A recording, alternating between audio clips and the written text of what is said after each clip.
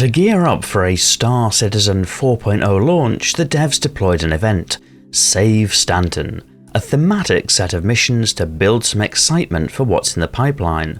With phases 1 to 4 deployed in patch 3.24 and needing to be completed before the magic 4.0 drop, it's one of those times when many a player answered the call. I'm Forrester, and this gameplay video showcases phases 1 to 4 of Save Stanton, including some of the different options to complete missions. Responding to your feedback, this video is all shot in real time, with some tactical cuts so you don't have to watch some long quantum travel shots. If you're a regular viewer, be sure to let me know in the video comments if you prefer things this way, but otherwise, lock and load, let's get started. And as you might expect, logically we start out with phase 1, jumping into a distress beacon to assist some attacked cargo haulers. A lot of these missions work very well when done with a group, so for this mission I've enlisted the support of my organisation, with Ogie in the back providing gunfighter support on this Hurricane. The contract is simple. You fly to an area, there's a cargo ship of some sort, you fly to it and you shoot some attackers. You'll notice that the running theme for most of these contracts across most of these phases is combat.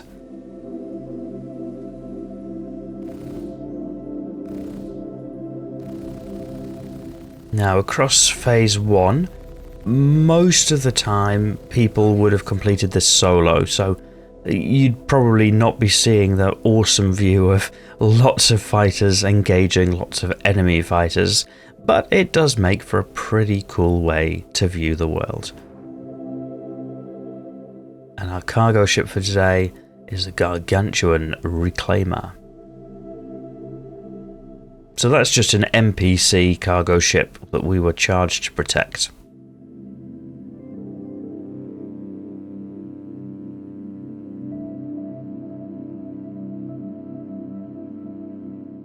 Nice little external view there of the Hurricane in protection mode.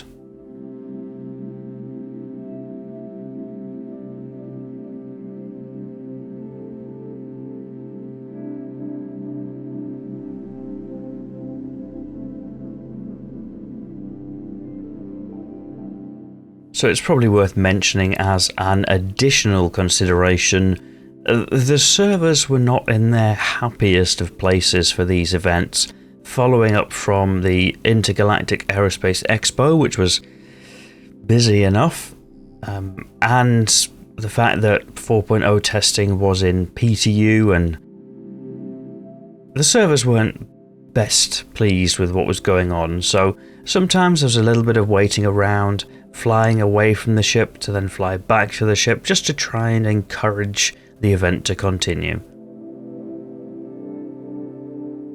Ultimately, this phase 1 mission to assist the attacked haulers, the enemy fighters that appeared did so in waves, a little bit like the Vandal Swarm, but with a little less fanfare, and so waiting for the next wave was sometimes a little bit of a moment where you twiddle your thumbs.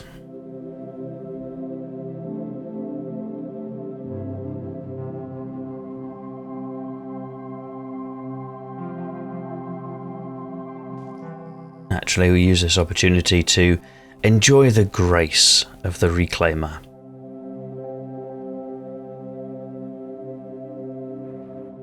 So the choice of the Hurricane for me personally flying for this mission was purely based on the firepower that the ship can offer. When you have got somebody in the back seat, it really does bring the pain. And there we go, there's the next wave spawned in. You need a little bit of coordination between pilot and gunner. It helps to call out who you're targeting, what ship to kind of fire at, but it's generally fairly easy to do. It's not the most complicated of ships to fly.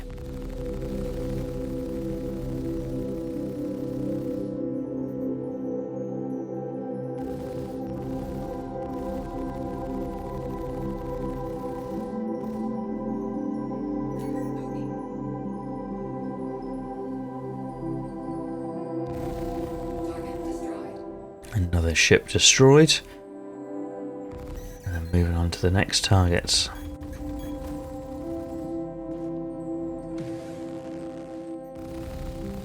And seeing that turret open fire, just the amount of firepower. Now you can from time to time see the fact that the pilot and the gunner are firing at different things, and as much as it would be great to blame either myself or the gunner for that, I think that was the condition of the servers at the time, which were struggling a little bit for this event.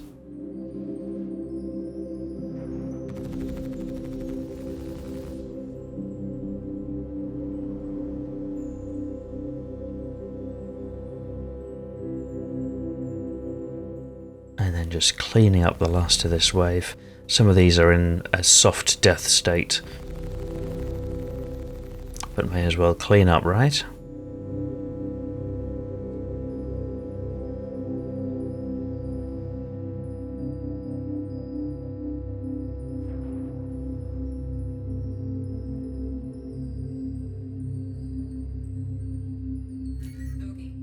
And then wait for the next wave. So you can see from the top right that the mission is still active, the contract is still out, so I am expecting another wave to come along. On voice comms with the team at the time, I think we were making a big deal of the fact that part of this contract is to protect the ship, and when we were waiting for the waves to spawn, sometimes for some time we'd fly slowly away from the ship and announce loudly in comms that oh no, the ship is unprotected, now would be a terrible time for a new wave to come and attack. And seeing if that helped at all.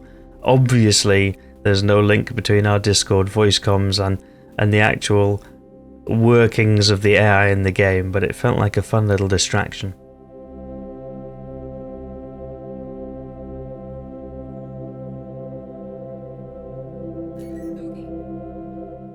And there we have it, the last wave has spawned in. So the fighter squadron jumps into action.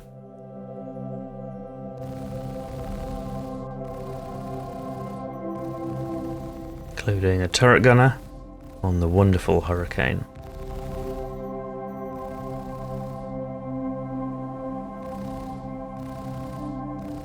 So in case it's not obvious by this point, I'm definitely not a natural dogfighter in this game. I'm much more into the industrial activities now, actually. I'm happy to partake, but I don't think I'm the person that you would watch for an absolute in-depth expert guide on dogfighting. I think there are far better people to watch for something like that. But as you might also be starting to see, much of the events that run in Star Citizen have a very, very combat flavour to them. So the Save Stanton phases 1 to 4 were no different and had a heavy combat flavour to them, as you'll soon see.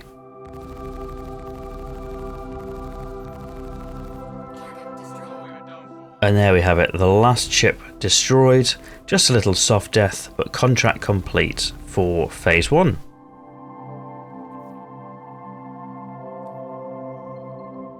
However, there was an alternative Phase 1 mission, Recover the Cargo. So I've just mentioned how most of the Phase 1 missions involved a lot of combat. Well, this was the alternative version, the Recover Cargo version. For many of the phases, you had to complete these contracts multiple times in order to contribute to the event. So, for example, Phase 1 needed completing 6 times in order to qualify. You could do any combination of the previous mission that you've just seen and this Recover the Cargo mission.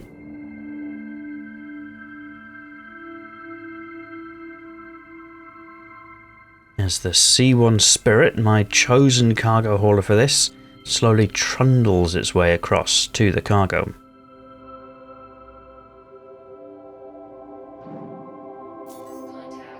The premise for this is simple. There's some stricken cargo aboard a derelict or disabled ship, and the mission is very simply to grab that cargo and get it out of there. However, as you can see, With many events in Star Citizen, there is an inevitable combat flavouring to this as well, and there are waves of enemy reinforcements. And they're very active reinforcements. They're not going to sit idly by while I load cargo. And this was probably the downside to this side of the Phase 1 missions. That you kind of just got drawn into combat. The people that completed this contract as the alternative for their Phase 1 contract either did it as part of a group, where one person would be engaging the fighters and the second would be loading the cargo on board, or they took a ship that was big enough that they didn't care about the fighters. So something like a Constellation, or even larger perhaps, where you could kind of park and the shields would do their thing and you just move the cargo around. I would say it was somewhat less than ideal. Because of the pace of it, just keeping up with the fighters was hard work.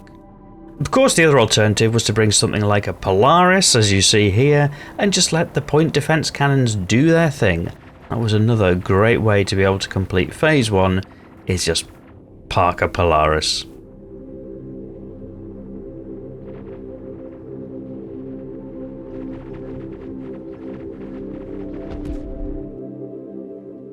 And then we have Phase 2. So for Phase 2 there were also two different variants. One was to perform some sabotage on a gang, and the other to perform, I don't know that I want to say an assassination, but let's call it a contract on an undesirable.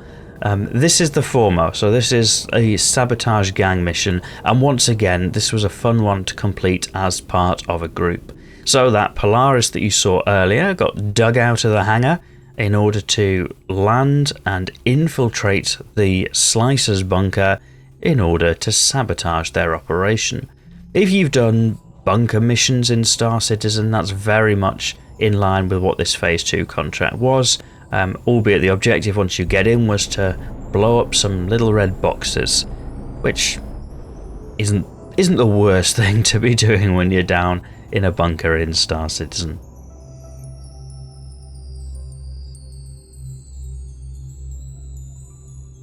I did say that I would try very hard for this mission not to speed up the footage, so here you can see the actual footage of the Polaris coming in towards the bunker, spotting out those turrets, which will soon turn red and start engaging the ship, and then coming in to land. Thankfully this is one of those bunkers that's got a natural obstacle, so in this case there's a great big set of rocks, which is the perfect place to be able to park a Polaris behind and dismount to approach on foot.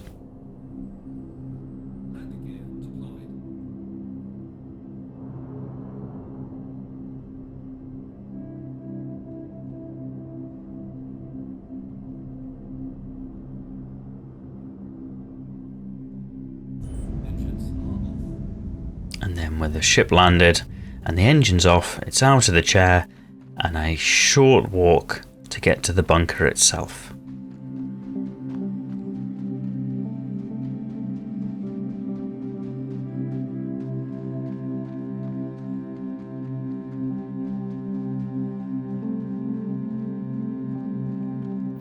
Once again, you see me undertaking this contract as part of a group. Grateful to my org mates at the United Space Confederation for helping with this one.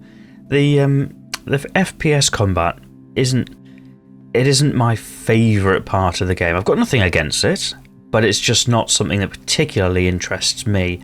I'm much more excited by other parts of Star Citizen, so having a competent group to have my back as I fumble around in FPS was very, very welcome.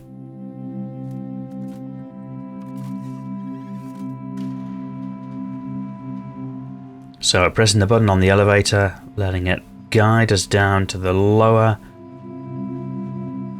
and then going hunting.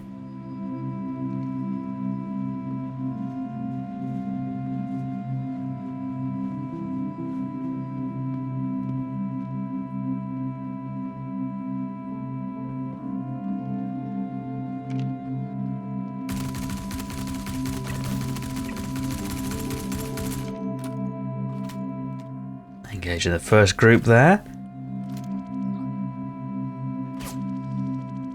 And my org mates have already made their way inside.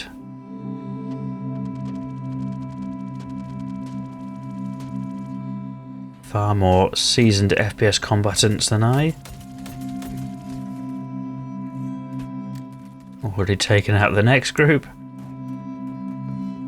But of course the contract here is not just deal with the NPCs, it's also destroy the little red boxes. The first of which you can see down here. These are the little red boxes that needed to be taken care of for this contract. However, with only 10 rounds remaining, my immediate priority switched from destroy the little red boxes to find some ammunition to be able to defend yourself if required. I think the more regular bunker runners would be much more prepared.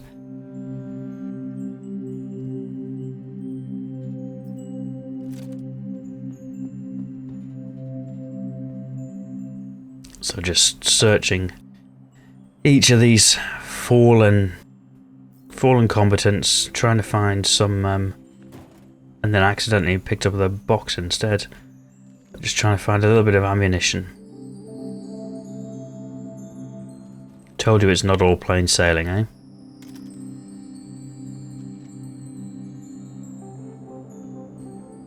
So those who regularly run the bunkers and are perhaps put themselves in the loot goblin camp, this will be a very familiar process of searching for things that will help you with your mission. The team also scouring to see if they can find any ammunition that might be of use.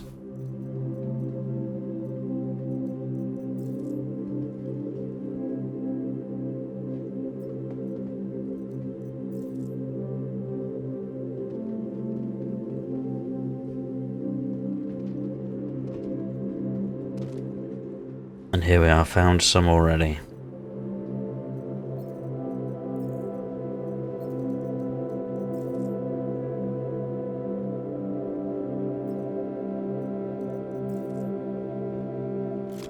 And then of course, as it is a bunker, there are the usual loot crates.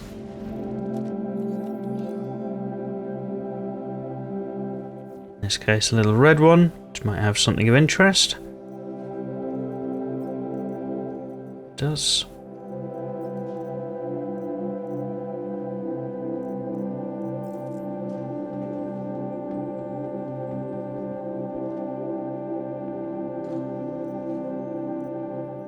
And then a second with a large railgun in it.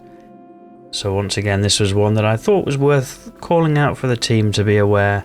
Hey, I found something here you might be interested in. Do you want to come and get this railgun? And of course, somebody was very interested in that.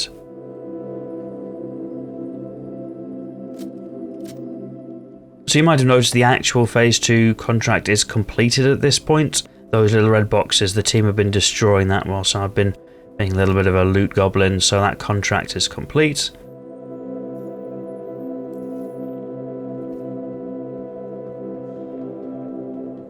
And it was a case of meeting everybody back at the elevator to head back to the ship. Once again, these Phase 2 contracts needed to be completed multiple times for a total of 6 Phase 2 missions. But as I mentioned, there was a second flavour of Phase 2, which was to eliminate a Slicer's operative. The idea here would be there would be one bad person who needed to be taken out in order to complete the mission. In my experience, this was the much faster way to be able to complete these contracts, and you're about to see why.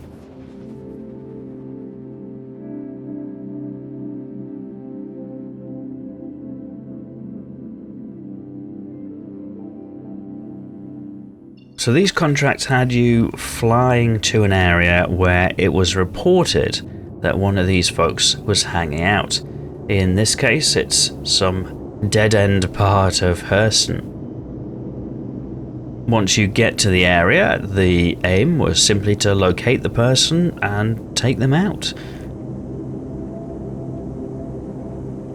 Of course, sometimes that person would be protected by one or two hostile ships, but nothing that the wonderful Hornet can't handle. And so in nav mode, flying into the target's location through the clouds as quickly as possible to reach it.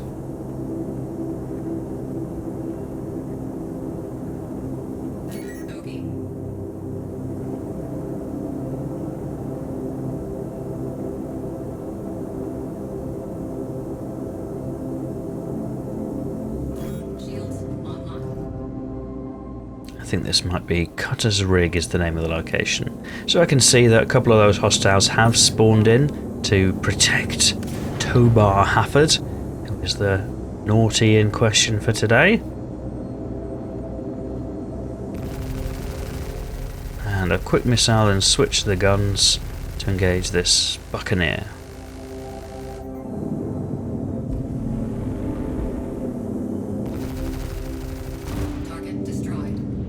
The buck down.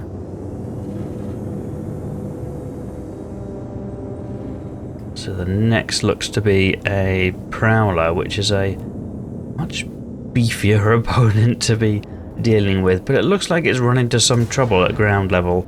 The AI behaviour not always the best at problem solving, and in this case it seems like that Prowler has run into difficulties with that age-old enemy, gravity.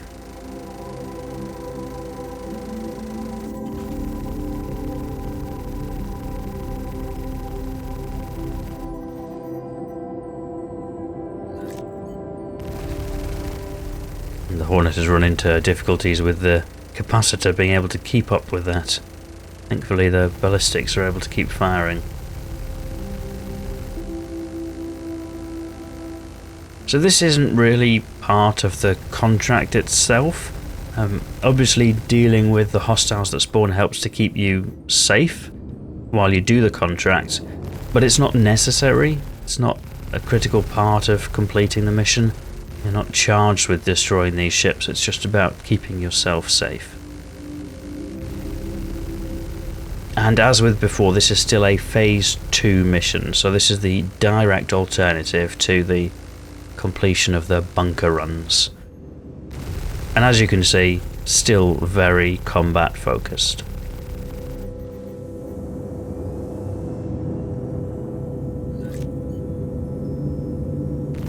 Now what you might also see is that Tobar Hafford has now spawned in and is stood watching all of this unfold from his little vantage point. And this is what makes this mission so easy to complete, is thankfully most of the time these guys hang out in the open. And so if you're in your ship, you can just pepper the area with laser fire until you complete your contract, which was a great way to do it. Moving on to Phase 3. Phase 3, it was an interesting set of missions that involved an Idris incursion. Basically, the Slicers had managed to get themselves hold of an Idris and use that to terrorize Stanton. I love this. This gave me off Xenothreat vibes. I love these big space battles with some of the larger ships. And of course, with the Polaris relatively newly added to the verse, it was the perfect opportunity to deploy a Polaris. Watching here from the pilot's chair as a very well crewed Polaris jumps in to deal with some of these targets. You'll see on the top right there were 31 different ships, of which one was that Idris. And so we dived in to deal with as many of those as we could, a mix of fighters, some hammerhead escorts, and then of course the big old Idris. The priorities for me as the Polaris pilot here were: number one, keep out of range of that railgun. Polaris does not like being hit by an Idris railgun. And number two, getting the team in place to engage some of those targets, particularly getting the nose gunner on the hammerheads where possible, and the main ship gunners on some of the fighters. You may also have noticed there is a second hammerhead here, and a second Polaris, and also some fighters. The Phase 3 missions were available to the whole server at the time, and so you often found yourself grouping up with other players, even if you weren't in a party with them, even if you weren't organised, to help deal with this massive threat. Again, that all gave a good feeling of kind of a fleet battle almost developing, and I think makes for some fairly cinematic footage.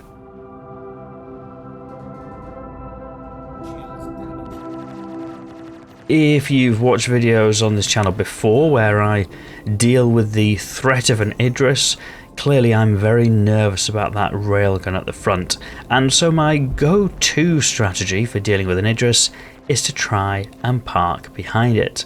That has the added advantage that if you can get into a place where the point defense turrets can't engage you, in the Polaris you can launch the torpedoes. Those huge torpedoes at the front of the Polaris do a lot of damage. However, they are very susceptible to being shot down by point defense cannons in patch 324, so you need to be somewhere where you can effectively use them to engage without the point defense coming to your aid.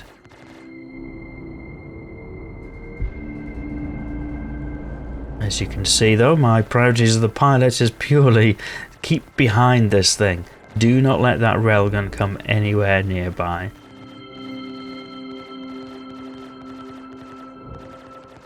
Those what were 31 slicer ships are now down to 13 as the fighters are picking up the fighters and the two Polaris are dealing with a range of the escorts.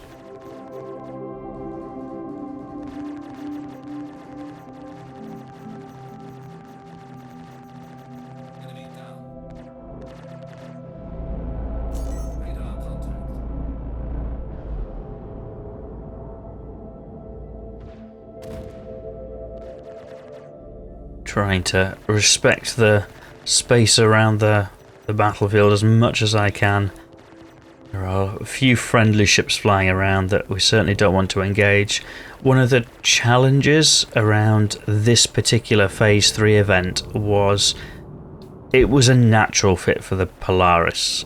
The Polaris just made sense for this event, for the gunfire, for the teamwork, for the torpedoes. The first of which there missed and then got shot down.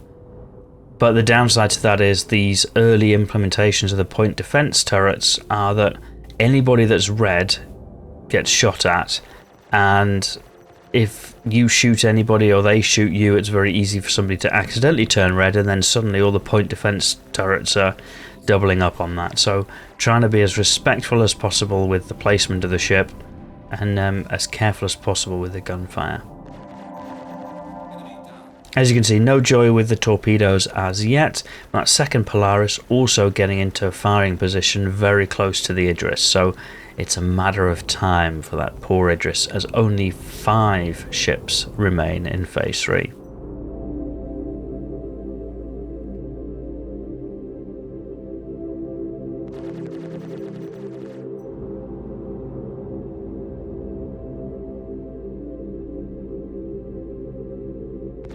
Unlike the other phases, this phase only required completion 3 times, so it was 6 times for the more solo mission, and for this more group-oriented mission, it was only 3 times to complete it in order to get your tick in the box for completing Save Stanton phases 1 to 4. See that other Polaris is very well positioned, right behind the Idris, and staying pretty close, doing a good job. So as the pilot of this Polaris, I'm just trying to keep a respectful distance, but also keep well away from that railgun.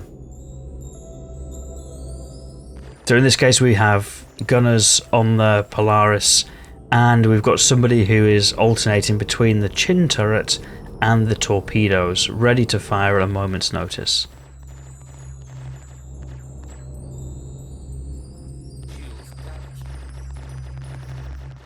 And I do like the majesty of space combat between larger ships.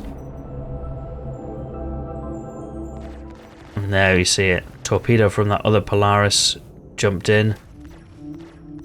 Torpedo from our Polaris sadly missed the mark. But the fact that these things are starting to get in now is a signal that the end is near for this poor Idris.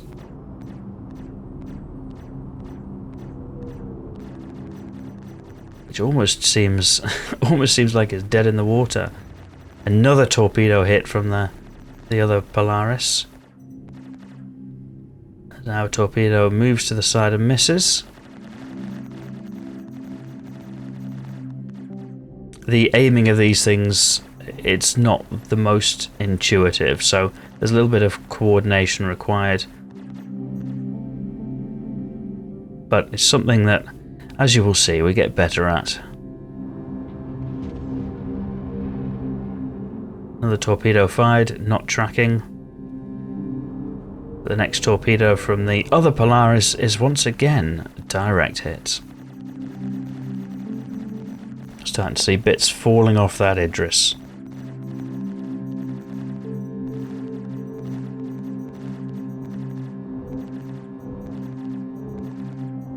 So, manoeuvring into a more direct firing position, one torpedo away, and this time our torpedo has hit.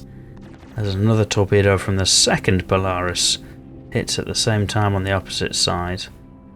So if tracking with the torpedoes is a problem, this was our solution, which was just get into a position where there was a straight line between the torpedo bays at the front of the Polaris and the target. As we loose another one, and another one. Dishing out some big damage to that Idris. The shields are down, you can see on the right hand side, and it's looking very red, very damaged. Also trying to just be respectful of this other Polaris. I really do not want the crew to torpedo another Polaris. I don't think that will be helpful for this mission. But there are just 3 of these slicer ships left, the Idris and the 2 hammerheads. There's another 2 torpedoes fly in.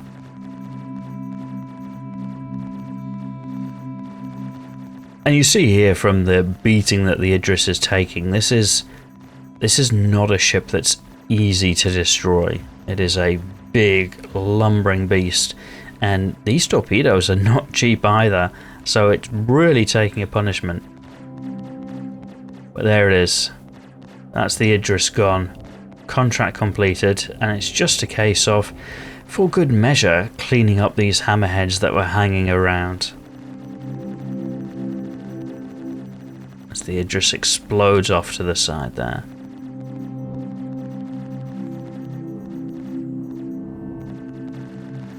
So the hammerheads, once formerly the glorious pinnacle of multi-crew combat in Star Citizen, still an absolutely lethal ship for fighters, but it's just no match for the Polaris, as the torpedo gunner has moved to the turret with the large ballistic armament on there, really slamming away at that poor little hammerhead. Hopefully you can see why this sort of event is one of my favourite, where you get a big group of ships together and you get into a big battle. Pretty epic.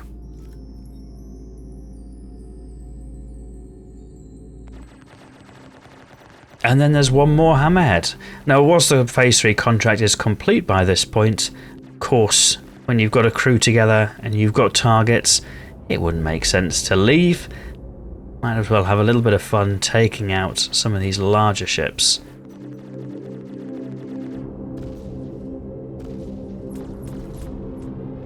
With the Polaris, there you go, nice external view, dishing out a bit of damage. 2 turrets on the top engaging, and that chin turret hitting with the heavy ballistic armament. Incredible.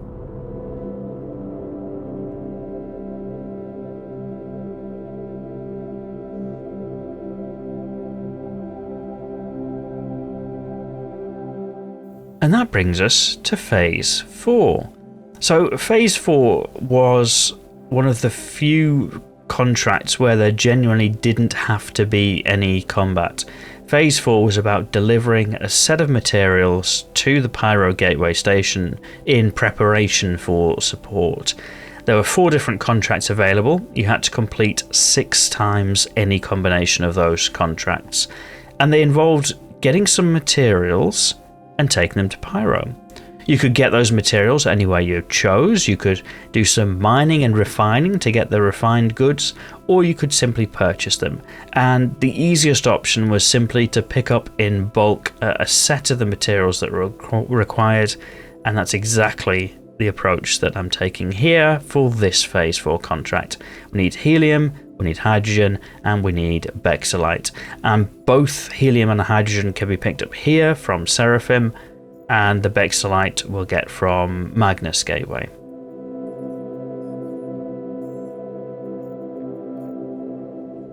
You'll notice that I picked up some 2 SCU crates and some 1 SCU crate.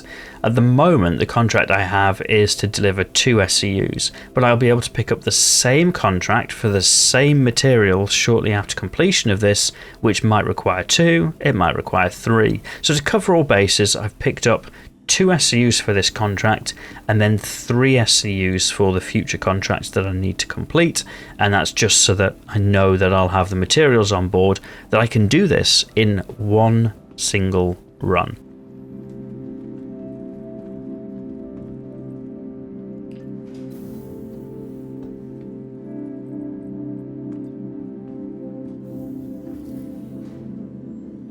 I did say that I wasn't going to speed up the footage here, so the old elevator hop down to the hangar. You get to see that in real time. Genuinely, if you have watched a few videos here, you will know that I often speed up things that are, I think, not as interesting to 12 times speed, and I've avoided doing that for this video. Some of the feedback I've got was it's not always very easy to see what's going on when it's sped up to times 12, so people will be happier to watch a longer video with more gameplay in it, and that's what I'm trying. So do please let me know in the video comments if that works for you, or actually if you'd rather go back to times 12 or some other solution. Please do let me know. So I decided here that I'm just going to load up the helium. The crates are going to look the same, and although you get a little UI indicator for what's in the crate, I didn't want to mess things up, because when I get to the other side, I'm going to need to deliver the exact amount of hydrogen and the exact amount of helium. So I've just brought up 1 to begin with. I'll put it on one side of the ship, then I'll bring up the other and put it on the other side of the ship, so that I'll very quickly be able to see which is which. And for this set of contracts, I don't actually have a tractor beam on me, so I'm using the ship-borne tractor beam just to bring things aboard. It's actually pretty well suited to a task like this, where I'm not going to be filling the Zeus to the brim.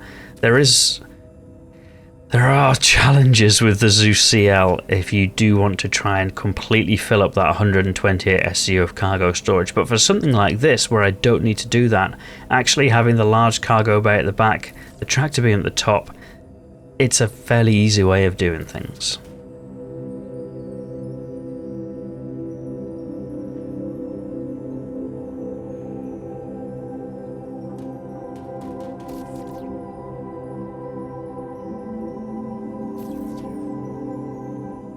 So gathering all of these crates, and as you can see, just keeping them to one side of the ship. So all of my helium will be on this left or port side.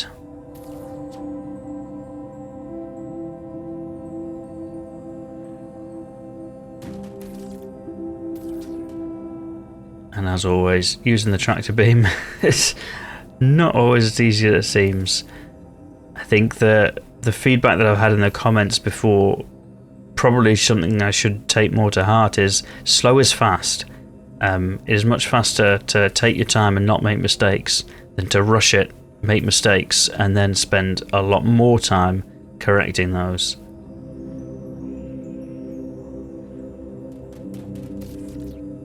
So that's the first set. We'll go and get the hydrogen, bring it up. Now, I could have brought all of this up at the same time rather than hopping out and hopping back in again. Perhaps the more experienced haulers would have done that, but I'd have found myself checking every single box to see, is this a hydrogen box or is this a helium box, and then almost like sorting it on the fly.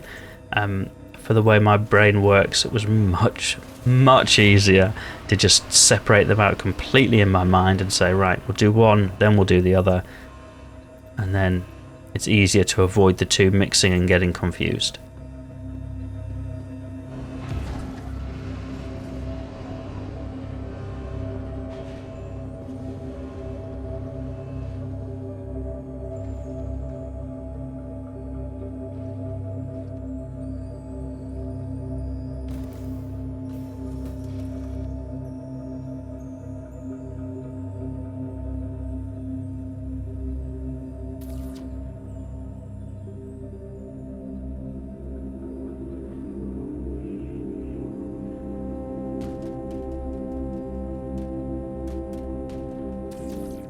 And here you can start to see the plan come together. So it's going to be helium on one side, hydrogen on the other side, and then for each contract I just pull the exact number of crates that's required, dump them down, and then pick up the next contract. That's the plan.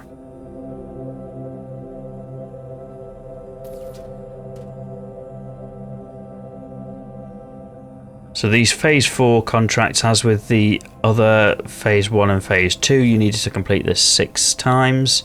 There were the 4 different flavors of this, which had different materials that were required in different quantities. I would say this was by far the easiest. Thank you to my org mates who suggested this way of doing it. You could just stockpile all the materials that you needed in one single hop, and then use those to complete the same mission multiple times. That was definitely the fast way to do it. If you were really into cargo hauling, you might have preferred to pick up lots of different materials from lots of different places. There's nothing wrong with that. But by the time I got here to the phase 4, having slogged away at phases 1, 2 and 3, the fastest solution definitely felt like the most palatable.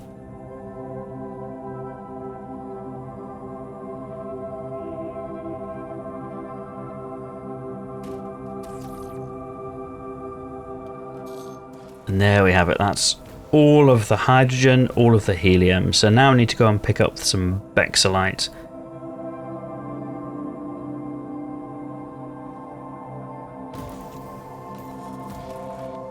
Which means some flight time in the Zeus CL. So I've spoken about this ship before on the channel. It's definitely bittersweet. I can see that it's not the best ship. It really isn't. There are lots of problems with it.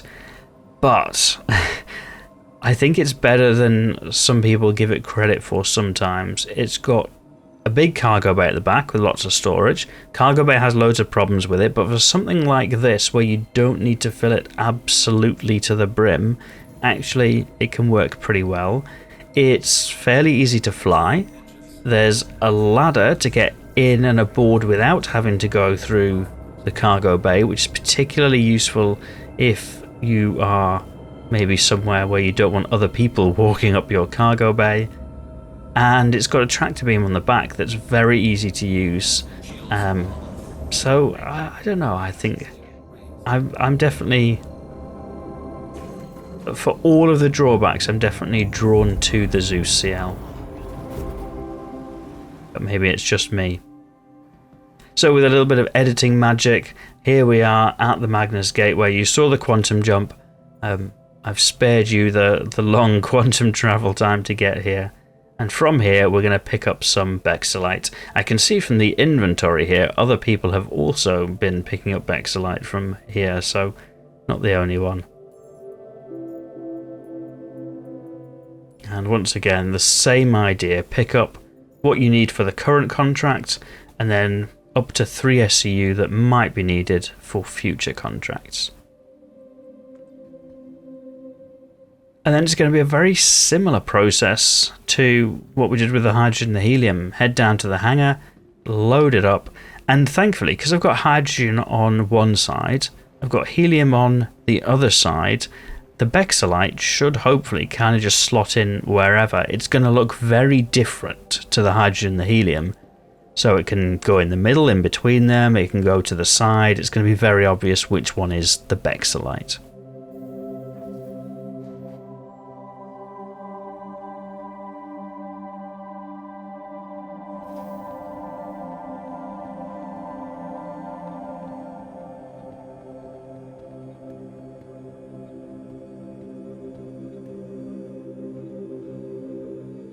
Here we have the freight manager, and we'll bring that Bexalite up from below. There are rewards for completing all of the Save Stanton phases 1 to 4 missions. So for those who complete the 6 contracts for phase 1, 6 contracts for phase 2, 3 for phase 3, and 6 for phase 4, they're granted with a set of salvaged repeaters, kind of pyro themed repeaters. And there's, at time of recording, there's a promise of further missions when 4.0 goes live where your choices matter. So definitely one that players didn't want to miss out on, and certainly one that I didn't want to miss out on.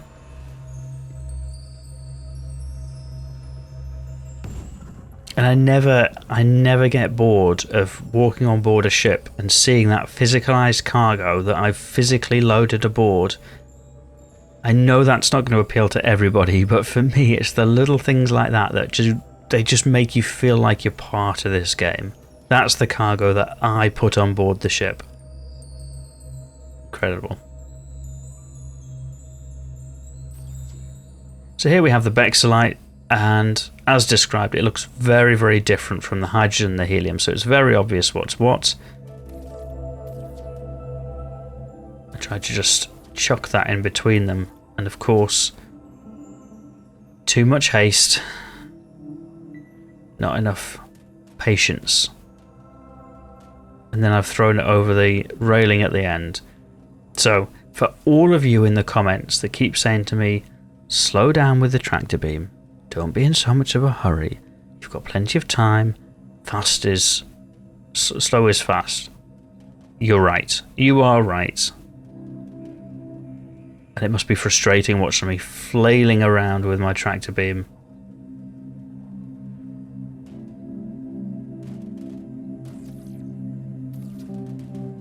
But there we go. First crate of Bexalite is aboard.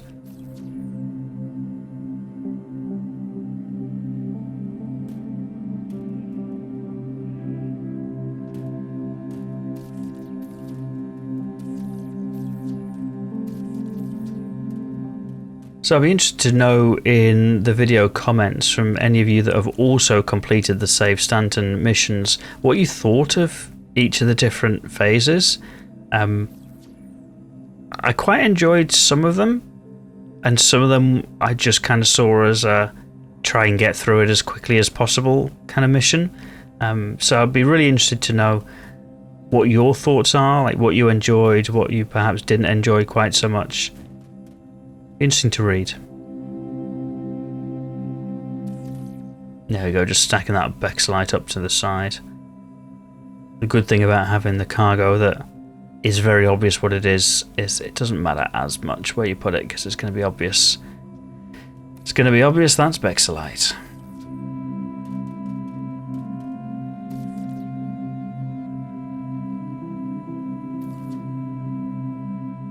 If this seems a little bit slow and tedious, well, number one, I suppose it is. But number two, this is intended to complete the last 4 contracts that I have for phase 4. So this isn't doing one of the missions and I have to do this 4 times. This is enough materials to complete the missions 4 times. So it's more tedious than it needs to be, but that's because I'm going to complete the event by doing this.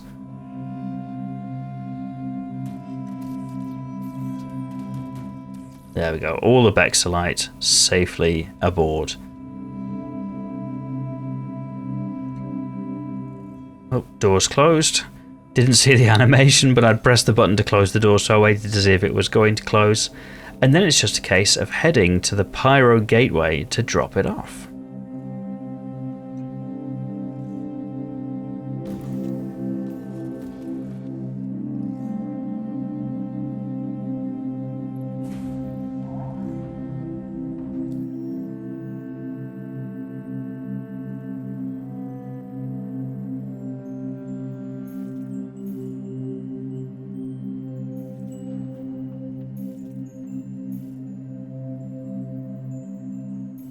So select the Pyro Gateway station. It is a long trip, but don't worry, with some editing magic you'll not need to watch that. I feel like people have seen quantum travel. Again, let me know in the comments if I'm wrong and you really want to see the quantum travel trip from, where are we, Magnus Gateway all the way to Pyro Gateway. How far is it? 86 gigameters.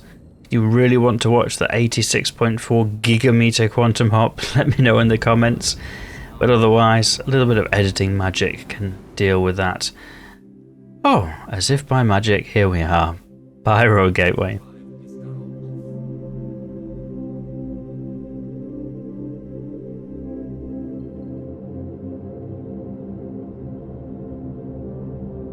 This is the other thing that I like about the Zeus CL, is the engines move fast. So when you are in a situation like this, where you've come out of quantum and you just want to get to drop things off, the engine spool time is short, the engines speed up very quickly. They don't slow down quite so quickly, but they speed up very quickly. So you can straight away get into nav mode, get things moving.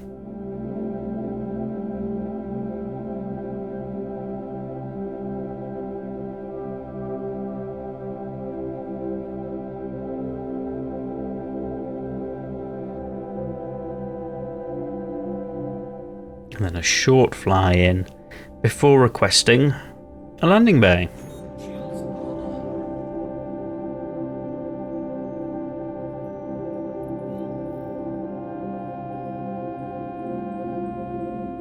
And as this has been a longer video, I'm trying to mix up my own commentary about what's happening, what you can see going on, with some relaxing music, which hopefully you find a good fit, especially for this cargo portion.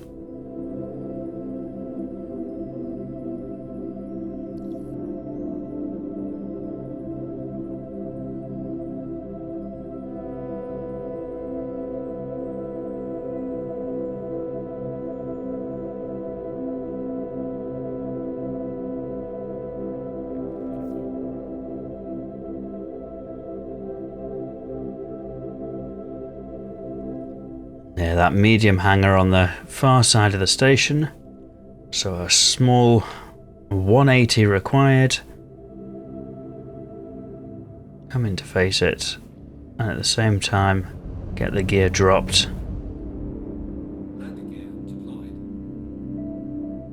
And then of course, after entering into the hangar, positioning the tail of the Zeus so that it's in the right place to be able to unload that cargo right away and complete the contract.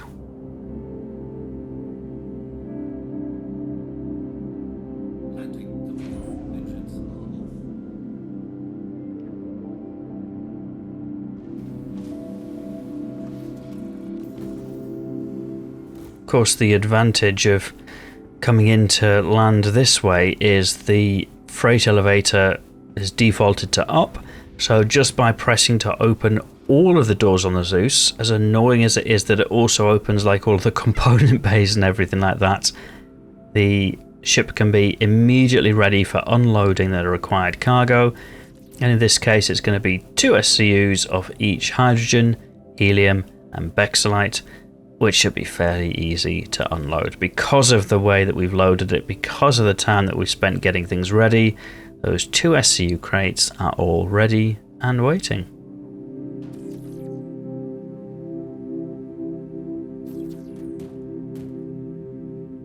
And there we are, look, as simple as that.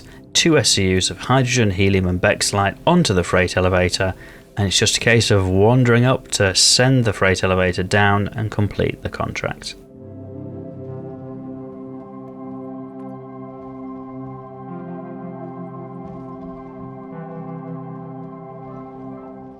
So inexplicably, all the doors have closed again, including that back ramp. You can't make this stuff up. So there we go. Send the materials down.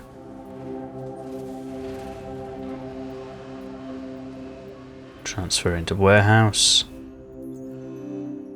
Transfer complete. So bring the elevator back up, and that's that contract completed. So then, just after a little bit of waiting, you can pick up the same contract again. This time it's 2 hydrogen, 3 helium and 2 bexolite, but you kind of get the picture. It's very easy to chain these things together, and as you can see, the cargo bay is looking much emptier now, having done this a couple of times.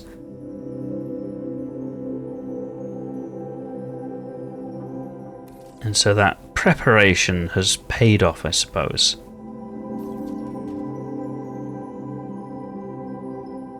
So that's a single SCU of helium plus a double, so that's the 3 SCU of helium that the contract requires, and then it just wants 2 SCUs of bexolite and 2 of hydrogen.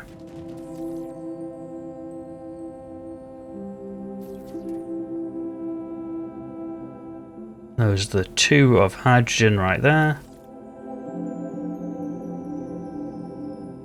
And there's a nice 2 SCU crate of bexolite.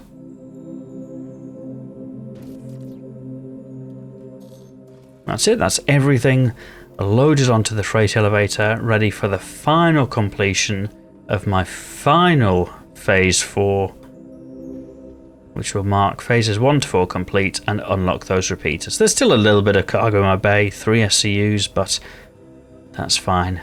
I'd rather have too much than too little to complete the contract. Send that down.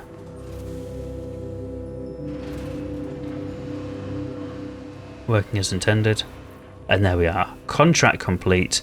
The Ardor salvage repeater awarded for my service in defense of Stanton.